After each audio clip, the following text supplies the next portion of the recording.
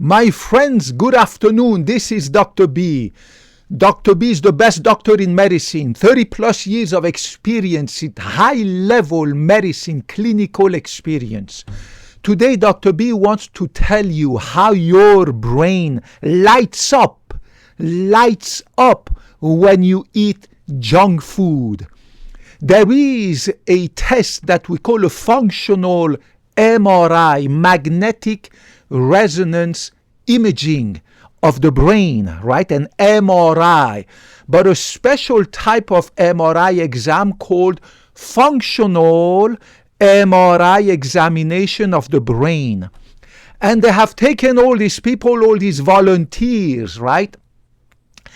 And some of them, they give them junk food.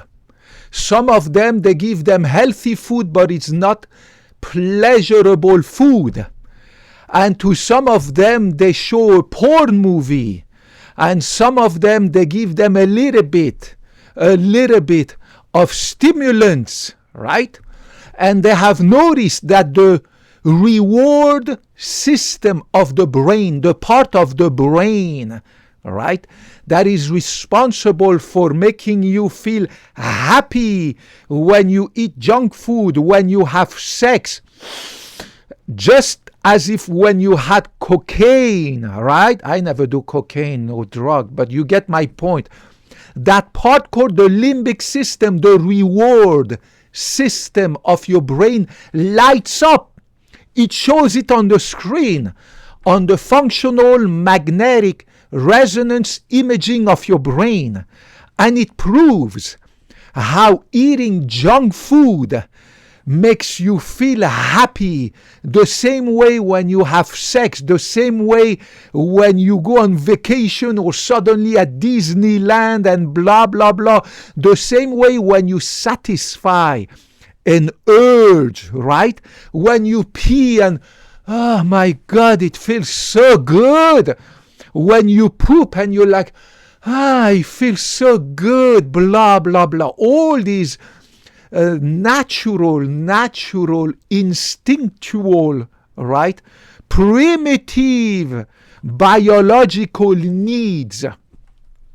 When you satisfy them, you make the part of your brain called the limbic system, the reward part of your brain, reward mechanism of your brain, light up. Means those part of your brain, the neurons are discharging a huge amount of dopamine, serotonin, noradrenaline. These are the three major chemicals that are released by your brain at that level and that part of your brain. So it tells you how much eating junk food is engraved. Eating food that is making us happy, that tastes so good, regardless of whether it's healthy or not, right? Makes us feel good and, oh my God, I feel so good about it, right? So that you eat more, so that you have more sex, so that you go out more, so that you look more for a partner, blah, blah, blah. This reward system of your brain makes you constantly crave for that biological need. You see, when I come back from my gym, right, in the evening after work, I go to the gym, I come back, I have a big glass of natural protein powder that I mixed with chocolate powder. There is absolutely nothing that has been processed. No sugar, no fake sugar, no sugar substitute, nothing else. It tastes really like shit. It's like you're drinking sand, right? It's this protein powder that I mix with bitter cocoa powder. It is super healthy, but it tastes like shit. That obviously, if I were to do that functional MRI and they would look at my brain to see how much it would light up when I drink that protein juice that tastes like shit, it wouldn't light up at all. And the only reason I drink that shake of protein is to build muscle lean muscle with zero fat. Same thing when I follow my keto diet. I don't love it. It doesn't light up my brain. It doesn't make me feel happy, but I need energy. I need vitamins, mineral, proteins, blah, blah, blah. So I follow my keto diet and I get used to it. But it's absolutely no fun, and it doesn't give me any reward in my brain. And my brain, I am sure, doesn't light up at all every time I eat my keto diet. Now, there's keto and keto when I eat a little avocado, which is 12 grams of carbohydrates, but only 2 grams of sugar and 10 grams of healthy dietary fat. It tastes good. An avocado tastes good when I have a little fistful of pistachios or walnuts or almonds or peanut butter, healthy peanut butter, no sugar, no nothing added, right? Healthy, no salt, nothing. It kind of tastes good with a little tea and stuff. So I think at that part, maybe my brain would light up when if I had an MRI functional test and then make me drink my tea and coffee, decaf after 12 o'clock, plus eating my pistachios and stuff. So some parts of my keto diet are pretty good. They stimulate my brain's reward system so that I keep follow my keto diet. But the part where I have to drink this olive oil and walnut oil, it just it doesn't taste good, right? So I drink my olive oil 3 times per day, my walnut oil 3 times per day, and I swallow it quickly with some tea or coffee so that I can swallow that stuff. But I don't enjoy drinking that olive oil, 1 ounce, fluid ounce of olive oil and walnut oil that I alternate morning, afternoon, evening. It doesn't taste good. It doesn't make my brain's reward system light up as if I had sex or as if I had a pizza or as if I had a burger, but you get used to everything, right? The same way I don't put any sugar, nothing in my tea or a coffee. It's just bitter, normal, natural coffee and tea, and that's it. It would be better for my brain's reward system to put sugar or honey in it. Would taste so good, but that would be extremely unhealthy for me and for you too, right? So remember that you do have a brain reward system. It's this part of your brain here in the middle, one on this side, one on that side. We call it the limbic system, and it lights up a lot to reward you, to make you feel good. That's why you want to have more.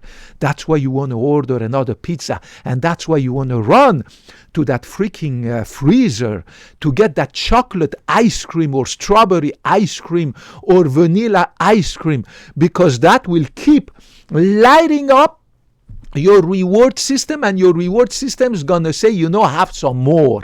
And then after another hour has passed, it's going to tell you, go grab that chocolate cake in the refrigerator. So the reward system is a natural part of evolution. Evolution has created your brain in a sort that you are constantly looking to reproduce. So you are constantly looking for a male or a female to reproduce, right? That's why sex is pleasurable. Sex has become evolutionary pleasurable because it allows the species to constantly want it and therefore constantly reproduce and get more numerous, right? That's why humans have, among many other things, have been able to conquer the entire planet, and we are almost 8 billion people, right? Thanks to constantly looking for food and constantly looking for sex and reproducing, so that now there's 8 billions of us almost, right? In addition to our brain that is the most intelligent, blah, blah, blah, right? So evolution has engraved in your brain this pleasure for sex so that you reproduce, and this pleasure for food so that you can feed yourself and your family and therefore reproduce again and make more human beings.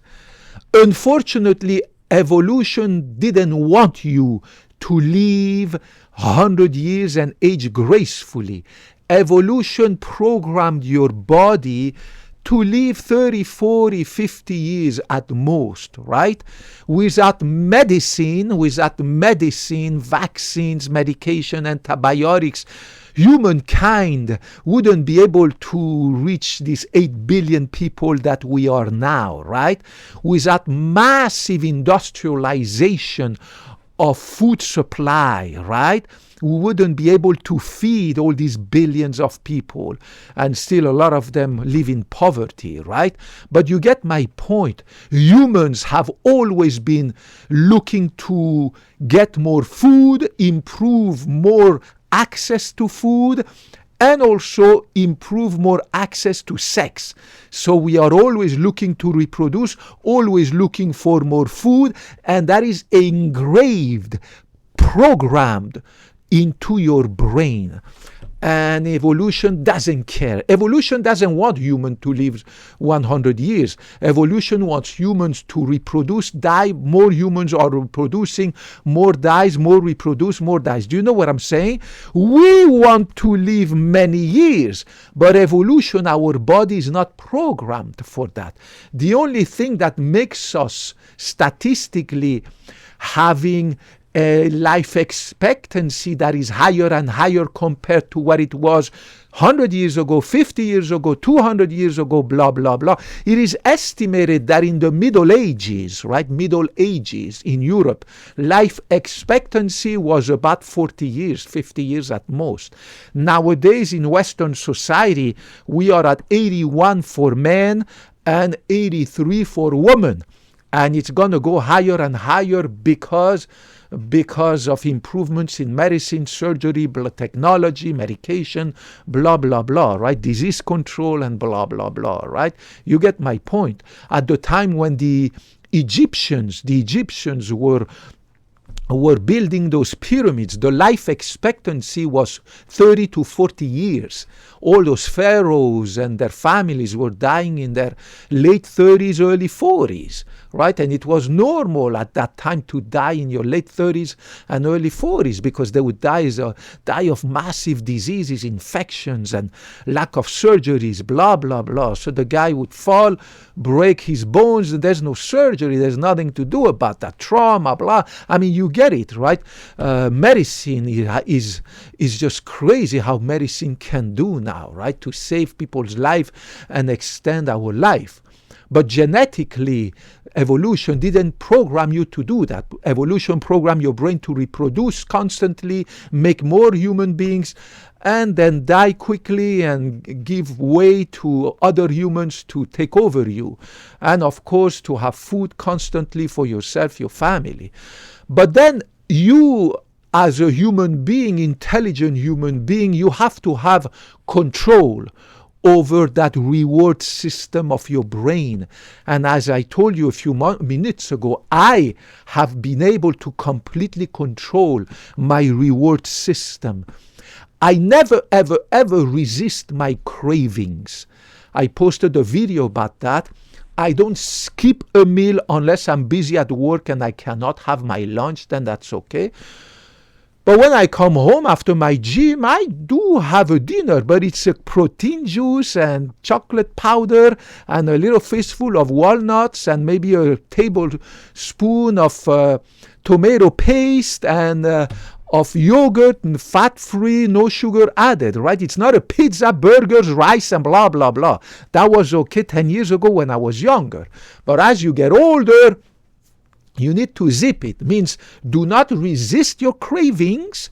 Have that little snack that you want to have, but make it a healthy snack. Means instead of grabbing ice cream, go grab an egg and swallow that egg with a tea or a coffee. No caffeine after 12 o'clock, at least for me, right? Go grab a fistful of almonds, right? 100% pure almond, no salt, no sugar, no nothing, right?